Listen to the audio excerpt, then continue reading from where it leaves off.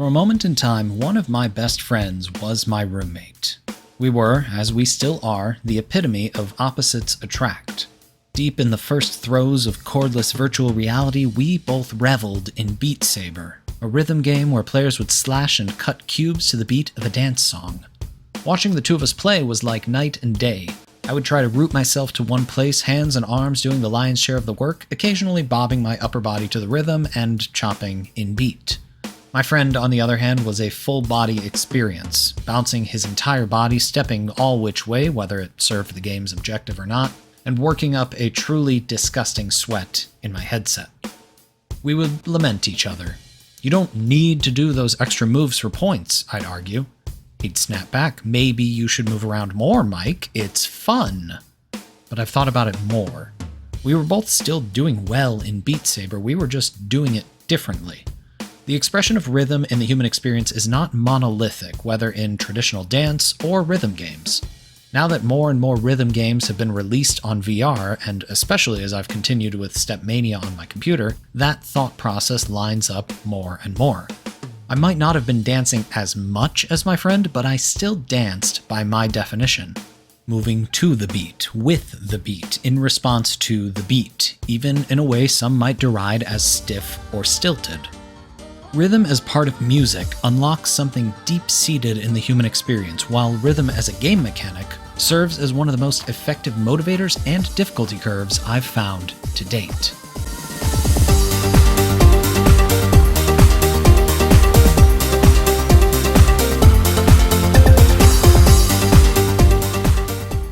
Both rhythm games and traditional dance call for a degree of skill and practice, but there is one major split. By design, you can do better or worse in a game, whereas dance is largely subjective, cultural, or artistic in nature. In Dance Dance Revolution, or Stepmania, or similar foot arrow-based rhythm games, the definition of success is multifaceted. Beating previous scores, whether your own or others, feeling confident to move up to a song's higher difficulty, or simply completing a higher difficulty song. On the previously noted Beat Saber, success is measured by 1. Moving up in difficulty, 2. Recognizing the designed flow of the song's boxes and how to move fluidly from one to the next as the designers hopefully designed for, and 3. Being able to do it all, but faster. First 20% faster, then 50% faster. More boxes, more points, more movement. Pistol Whip, a John Wick-style shooting rhythm game set to club music, similarly defines success by players finding the optimized route to deal with all targets who appear and attack based on a song's rhythm. Players also score maximum points by attacking both accurately and on the beat. By recognizing the patterns in the music and the stage, players maximize their score. Once they've done as well as they feel they can turn up a series of modifications like melee to reload, bullet hell enemies, etc., increasing the challenge and their point total. Lastly, there's Ragnarok, a drum-based rhythm game set to metal and various rock songs. Ragnarok excels in the score improvement definition of success, because it's the only game I've encountered that lets you effectively battle yourself in real time. Using your best previous score and gameplay as a benchmark, you race against a ghost of your own performance. Difficulty, flow, and score are all definitions of success, but the way they personify the score element brings a fantastic layer of self-improvement to the challenge. All of them excel at what they do because of how they're designed. It's all simple design, simple gameplay. Step on arrows when they rise to the top of the screen, slash the boxes on the beat, shoot the bad guys and avoid their bullets, and crush ruins as they approach your drums. But even deeper, the mere existence of rhythm and music is peak human design. Whether on a first listen or repeat listens, music is a pattern. When we listen to music, any music, people look to what's next, anticipating the melodies, the harmonies, and rhythms to come based on what they know of the song and what they know of music as a whole. We're able to enjoy these rhythm-based games because we intrinsically recognize the building blocks of music. Even if we don't know how the game will twist and turn its mechanics at us at first listen, we still know how music works. We can anticipate and plan based on what we understand. Chord progressions, tempo, chorus lines, it's all just prediction from what we know. Carla Johnson at Music Gateway explains it much better than I. The best way to describe rhythm is as a controlled movement of music in time. It may be related to the division of music into regular metric portions, distinguished from pulse, meter, and beats of music. Rhythm is a pattern of regular or irregular pulses which happen in music from strong and weak melodic and harmonic beats. It is one of the fundamental aspects of music theory. The way music is divided into beats which repeat a specific number of times in a bar at a certain speed or tempo is considered as rhythm. In simpler terms, when you listen to music, you may feel the urge to move or tap your feet. Rhythm is the music component which makes us want to do so. Rhythm is designed to be responded to as far back as ancient rituals, whether by full dance or more passively syncing ourselves up with the beat. Further, rhythm serves as the backbone for music, whether in a more direct beat or percussive line found in most of the rhythm game libraries, or as a more background-serving meter. Johnson also mentions, without good rhythm, you will easily get lost in the music and be out of sync. Dr. Michael Thout considers similar. Rhythm is indispensable for music. Whereas rhythm can exist without melody or harmony, melody and harmony cannot exist without rhythm. As much as it's a foundation of music, it only serves to reason that rhythm games have caught the traction that they have, not simply music games. The mechanics of the game lean into the mechanics of humanity. According to Dr. Andrea Ravignani, musical rhythm partially arises from the influence of human cognitive and biological biases on the process of cultural evolution. We, as people, have effectively evolved to recognize and perform distinctive melodies all across the musical spectrum. Even if someone doesn't normally listen to the club music found in Pistol Whip or the pop music featured in Dance Dance Revolution, there is still a universal quality to all of them that anyone can get behind, whether they enjoy that kind of music or not. As interactive experiences, there's a certain degree of consistency that songs need to be enjoyable. In a study by Drs. Andrea Halpern and Daniel Müllensiefen, it was demonstrated that changing the tempo of an unfamiliar piece of music made implicit tune recognition worse. This might be a mic-centric problem, but I hate when a song starts to slow down at the end or otherwise ramp up at the beginning, or worse, play around with that tempo mid-song. To quote Guard from a 2000 cinematic classic, "You've thrown off the Emperor's groove." For something like 2020's Fuser and the DJ/long-form style of music mixing, the shift in tempo and pitch can work extremely well and effectively, helping to guide an audience's emotional state, transitioning into periods of calm and excitement, and generally reading the room. But for an experience contained one song at a time, the shifts can feel abrupt and jarring, no matter how many times you listen and try to play along with it. Therefore, according to a joint study by Dr. Jessica Gran, Danielle Levitin, and Justin London, tempo plays a role in emotional interpretation. Even across cultures, slower tempos are associated with sadness or reflection, and faster tempos are associated with activity and happiness. It is, as the most stubborn among us say, just the way it is. Multiple studies have even confirmed that people as young as 5 years old make the same association. Fast music is happy, slow is sad. Mostly, songs in rhythm games adhere to a sense of consistency, but when they don't, even for a moment, it can be confusing and enough to throw off your groove.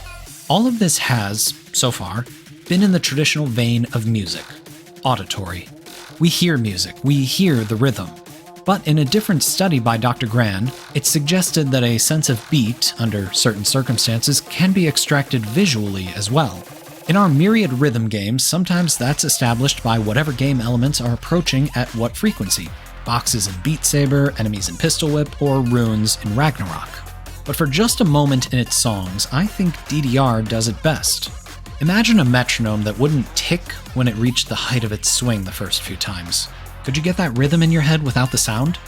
DDR pulses the main arrows at the top of the screen in tempo with the song's rhythm, even if that song doesn't kick off for another couple seconds. It gives a player the chance to sync up their body with the song before it starts, get their body in the groove, and be prepared for the oncoming flood of arrows in the absence of a musical cold open. This can be seen in more traditional games that use rhythm mechanics rather than VR games whose mechanics rely on direct player movement. 2022's Metal Hellsinger and 2020's BPM Bullets Per Minute use a crosshair-style metronome to keep the beat, encouraging players to move through its first-person arenas and shoot enemies in rhythm to its heavy metal soundtrack. 2015's Crypt of the Necrodancer has players navigating a grid-based checkerboard of a field whose tiles swap colors in the beat, and whose enemies, likewise, move and attack on the beat. 2023's Hi-Fi Rush makes the entire world a part of the metronome. Trees bob, machinery whirs, platforms rise and fall, and entire battles take place to the protagonist's inner rhythm. 2019's Sayonara Wild Hearts has the entire world laid out so the ideal route through its stages is in perfect sync with its pop soundtrack, its world and characters flashing and pulsing to the beat from start to finish. It doesn't stop there either. Through a game's mechanics and design, rhythm can be perceived primarily through sound, audibly, and then through sight, visually, but also by touch or sensation, haptically, or otherwise through proprioceptive and vestibular systems, physical awareness and spatial awareness, respectively. Pistol Whip is the most prominent example, having the option to pulse the beat of the music into the player's controllers. Again, to maximize score, players must be both accurate and on the beat. These are novel elements on establishing rhythm, but beat, induced visually, is second only to a beat induced audibly. Rhythm is the spine that makes up all music. When made prominent and given a way to play by the rhythm, these games tap into something we all know, even if we can't verbalize it. By introducing accessible and scaling mechanics, players of all abilities and ability potentials can rise to the challenge and find an appreciation for the rhythm where they are most able and comfortable, or where they want to be next. Moving is exhausting. Some of us are capable of more movement, some less. Some are excited to learn and train to move more. Others completely content with whatever their activity level is. Rhythm games simultaneously meet players where they are at difficulty-wise, challenge players to make the most of where they're at, and give players every ability to advance past what they thought they were capable of before. Rhythm begets movement, from the smallest tap of a foot or finger up to full-body jumping. This entire experience, small or large, begins with entrainment, the process by which independent rhythmical systems interact with each other, or when our bodily movements lock into and synchronize with music. In the cases I'm going on about, it's the musical source, the game, and the player syncing up, both in preparation for play and during play. While we may only feel our bodies bobbing before the arrows start flying up, our bodies are also instinctively syncing up. Heartbeats and breathing rates increase up to meet the beat. This entrainment is that much more effective the more pleasant sounding or subjectively enjoyable the music is. Consonant music may establish a sustained, pleasant emotional state in which attention is globally broadened and readiness to react is heightened. Doing so helps to influence beat perception and timing accuracy, both helpful elements in rhythm games. Tapping along to those rhythms even makes more complex rhythms easier to sync up to in both musicians and non-musicians. A core element of entrainment to a beat involves accurate prediction of upcoming events. Music and rhythm are all patterns, made most enjoyable when they adhere to those patterns throughout its run. So, by that whole train of logic, rhythm games are perfect for both catalyzing and experiencing entrainment. Just listen to any of their bass playlists and compilations. You can hear it. When we sync up our bodies to music, it's argued that we're more invested in it, listening and performing more effectively than we would otherwise. Interestingly, the syncing and movement to music is hardwired to the human experience, seemingly emerging on its own from a very young age. We are wired to move and respond to music and rhythm games serve to amplify that effect, albeit with more structure than freeform or full-body dancing might provide. Rhythm games have an inherent in regarding movement.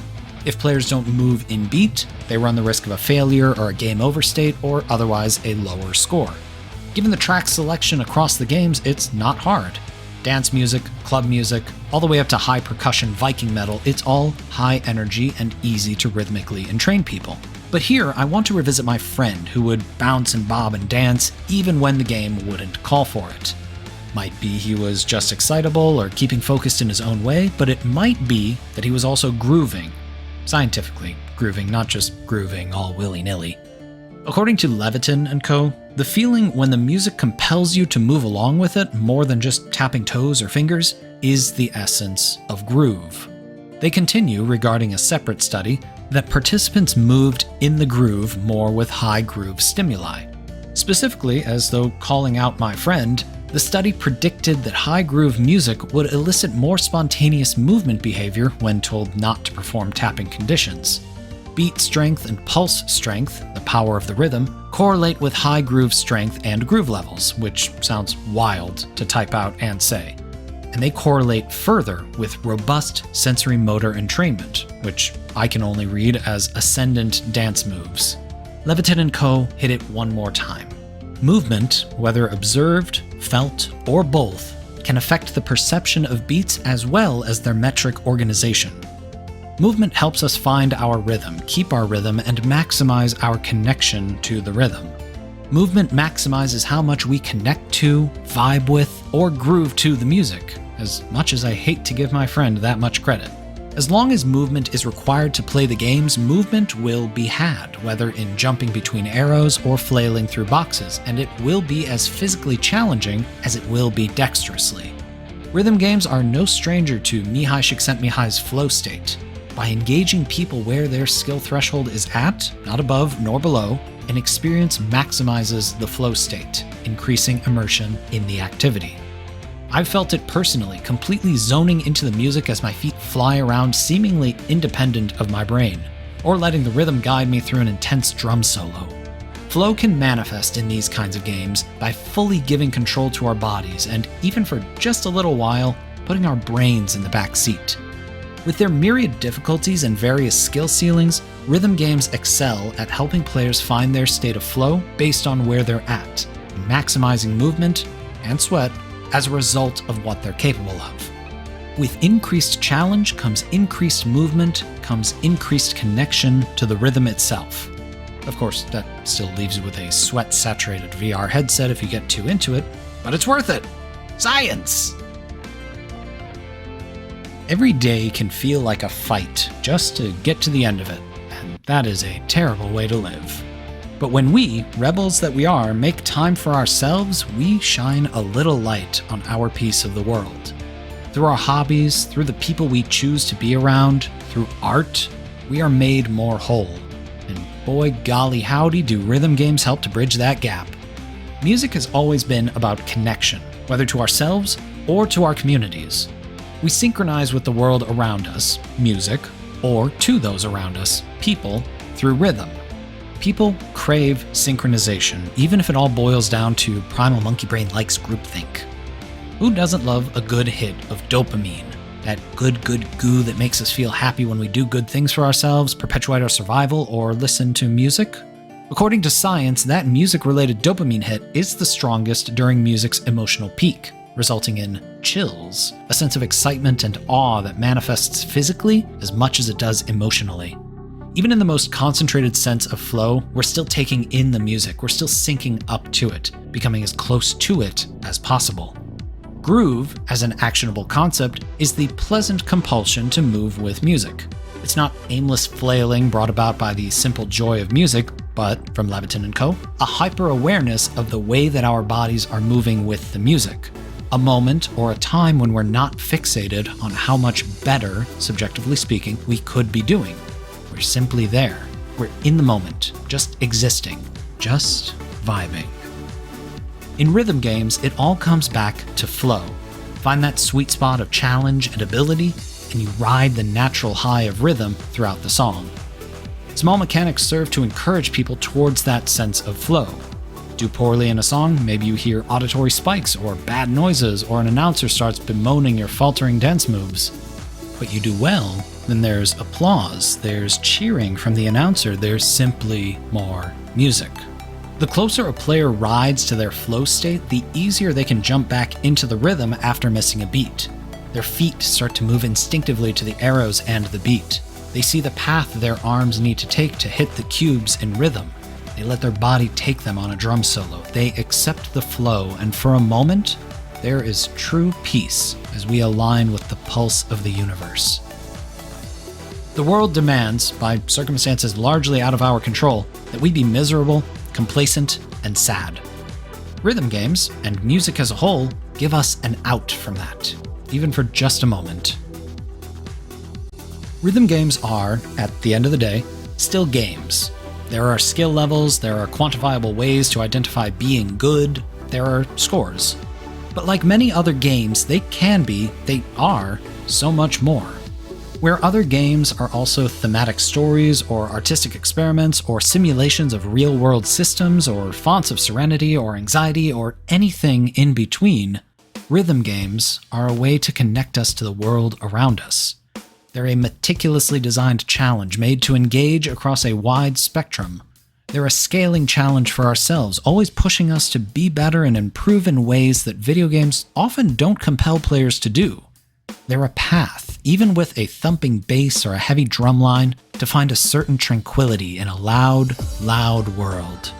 They are a gateway to an underlying rhythm in the world that you don't realize you've been ignoring.